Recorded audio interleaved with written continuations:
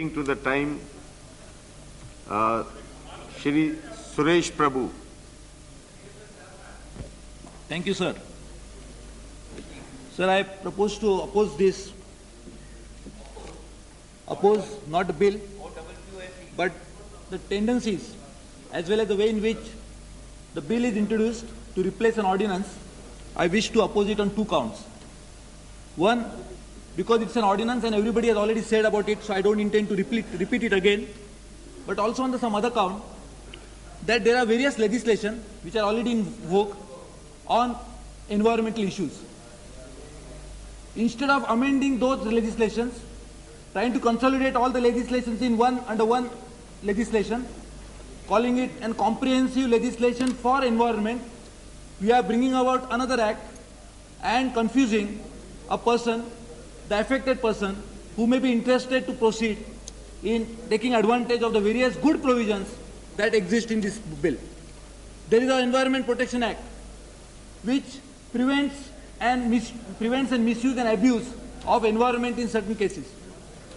If a default is committed under that act, instead of taking any action under that same very legislation, we'll have to invoke the provisions of new legislation now which is introduced in the Parliament and then proceed in the matter. Instead of that, it could have been possible to consolidate all the legislations under one umbrella and bring about a comprehensive legislation, which is not done, and that is why I really wish to oppose it on that count. Sir, there is another reason which really makes me wonder whether the government is really serious in bringing about the various noble objectives, laudable objectives that are mentioned for which the bill is now introduced. Sir, if this was the real commitment of the government to really bring about control on abuse of environment, the government would have straight away started with the rules, as has been mentioned by honorable member, my illustrious friend, Mr. Bhargava. Instead of that, though a substantial time has elapsed, there has been no action which has been initiated, so it makes me to feel that this has been done under coercion of the Supreme Court and rather than out of commitment towards the cause of environment. Sir, let me straight away come to it because I know it's a time limit I have to observe. Sir, two things which are very important. Number one, the headquarters of this appellate authority should not be in Delhi, but should be in some island. Let that island be anywhere in Kerala, in Maharashtra, in Tamil Nadu, in Lakshadweep, wherever. Then and then only the lawmakers, then only the administrators of law would really come to know the difficulties that are faced by people who are affected by legislations like this. Sir, the CRZ office, the mention has been made by Mr. Ram Naik, and he said he has invited the Honorable Minister to visit Mumbai. I would request him to go a little further and come to Maharashtra, the border of the sea coast of Maharashtra, wherein there are 720 kilometers of sea coast line on the west coast, of which substantial portion of it is in my territory, my constituency. Sir, the 500 meters, there is a restrictions on construction of any construction of any type from 500 meters of the high tide, and at the same time from brackish side on 200 meters from the other side. So there are several towns which are located, if you start counting it from 500 meters, the other side going to the brackish water. So that means, sir, all these towns which have been located there for hundreds of years, literally, will have to be totally dislocated as a result of this. And when you make an environmental law like this, nobody takes into consideration the realities that exist there.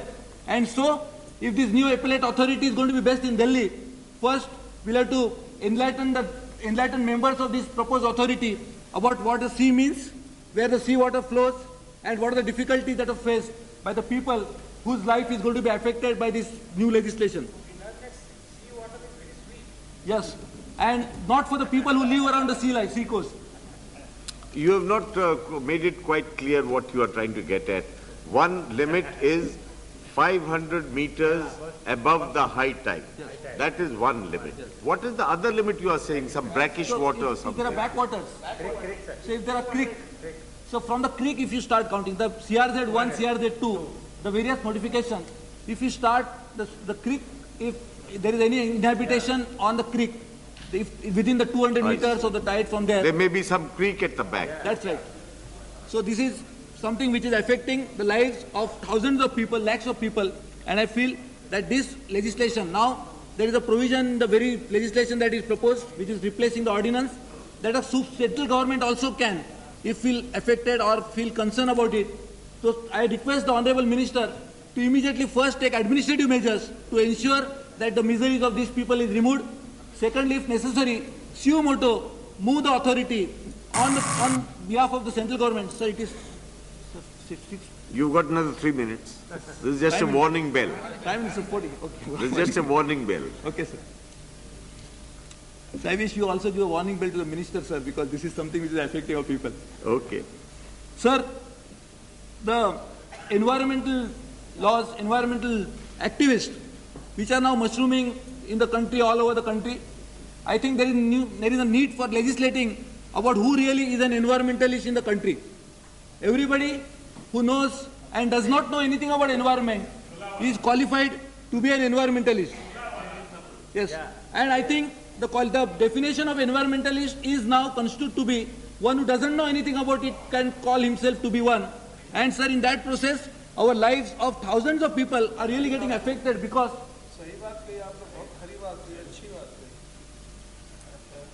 So, yes, sir.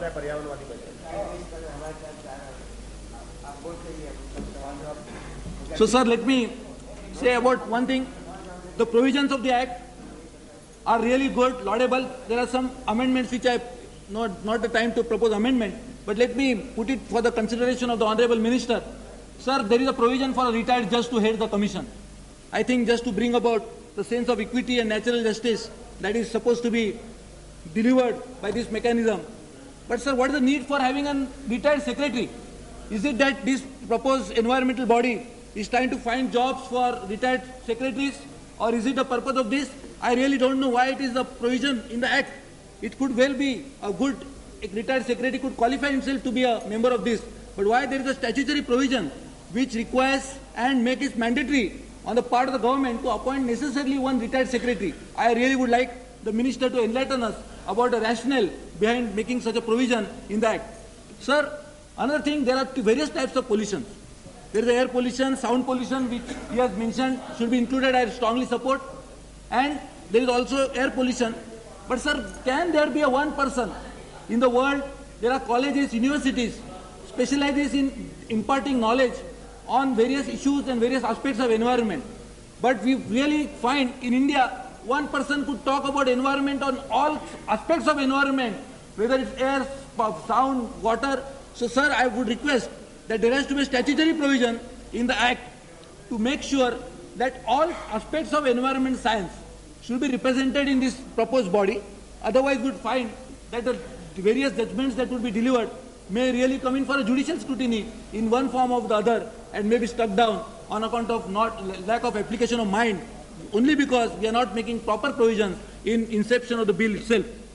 Sir, there are various provisions, and I would really make now only brief reference to it, not make even elaboration of that. You better wind up now. Yes, sir. Suresh. So one is in this aquaculture legislation, which has now the Jagannath versus Union of India and others, and the Supreme Court has directed the government and the district collectors to demolish the structure by 15th of March, because of 31st of March.